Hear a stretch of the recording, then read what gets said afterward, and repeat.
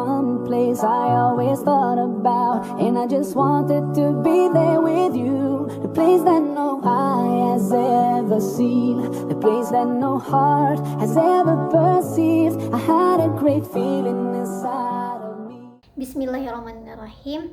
Assalamualaikum warahmatullahi wabarakatuh. Hai teman-teman, apa kabar?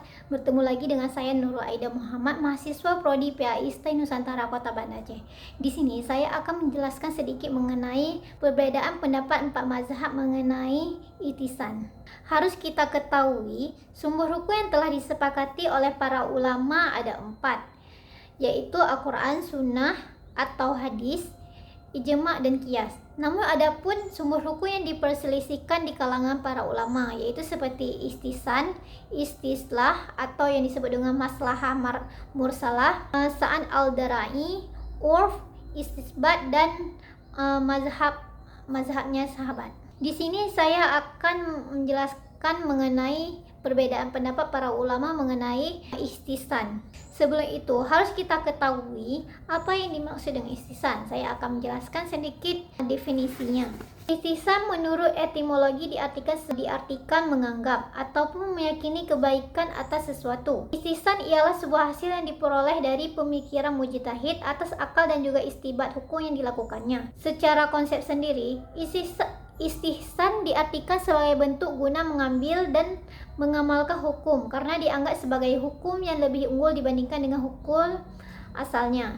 Jika dilihat dari pendapat para ulama, ada 3 ulama berpendapat nilai itisan sebagai hujah, yaitu seperti Imam Hanafi, Imam Maliki, dan Imam Hambali. Menurut Imam Hanafi, beliau ini banyak menggunakan itisan dalam menetapkan hukum. Abu Hanafi seringkali mengandalkan itisan sebagai untuk mengambil keputusan yang lebih sesuai dengan konteks dan kebutuhan masyarakat. Abu Hanafi ini menganggap itisan sebagai metode penting dalam menegakkan hukum Islam. Ia mendefinisikan istisan sebagai pembalikan dari kias yang umum kepada kias yang lebih kuat, terutama ketika dalil yang ada yang menunjukkan kemaslahatan yang lebih baik. Dengan kata lain, istisan dapat menjadi sumber hukum yang sah, terutama dalam situasi di mana kias tidak mampu atau tidak sesuai dengan tujuan syariat. Abu Hanafi ini menempatkan istisan setelah Al-Quran dan Sunnah dalam mengambil sumber hukum, menunjukkan bahwa ia melihatnya sebagai alat untuk mencapai keadilan dan kemaslahatan masyarakat. Jika dari Imam Malik menganggap istisan sebagai metode penting dalam menegakkan hukum. Menurut pendapatnya, istisan diartikan dari kias yang umum kepada kias yang lebih sesuai dengan kemaslahatan. Ia tidak menjadikan istisan sebagai kaedah tetap, tetapi menggunakannya sebagai dasar untuk menyelesaikan dalam situasi tertentu. Namun Imam Malik ini lebih mengutamakan amal. Jika dari Imam Hambali sendiri, Imam Hambali bin Hambal ini memiliki pandangan lebih modern terhadap istisan dibandingkan dengan Imam Syafi'i. Dia mengakui istisan sebagai metode yang dapat digunakan dalam mengambil keputusan hukum, terutama ketika terdapat kebutuhan atau mencapai kemaslahatan atau menghindari kemaslahatan atau menghindari mafsadat.